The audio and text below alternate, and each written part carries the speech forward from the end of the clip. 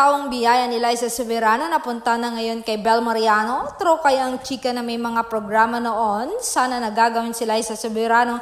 Ngunit hindi na tuloy dahil mas priority ng dating alaga ni Ogie Diaz ang karera nito sa Hollywood.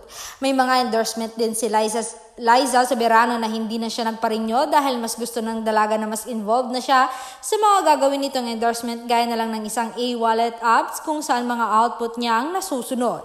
Dahil hindi na nagparinyo si Liza, sa iba nitong endorsement ay napunta na ang project sa baguhang si Bel Mariano na sumisikat na ngayon kasama ang love team niyang si Donnie Pangilinan. May mga ilang di maiwasan ihambing ang popularidad nila sa tambalang lesken noon, Liza and Enrique.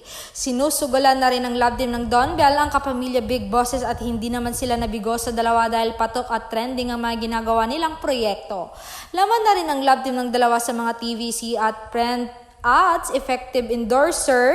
Doon ang Don Bel karamihan sa mga fans ay bagets. Kung social media naman ang labanan, malakas ang hatak ng dalawa at malaki din ang followings ng mga social media account ng mga bagets. We'll see kung ano pa ang kayang ibigay ng dalawang ito at all in fairness, silang mga stars na mas tutukan sa mga susunod pang taon.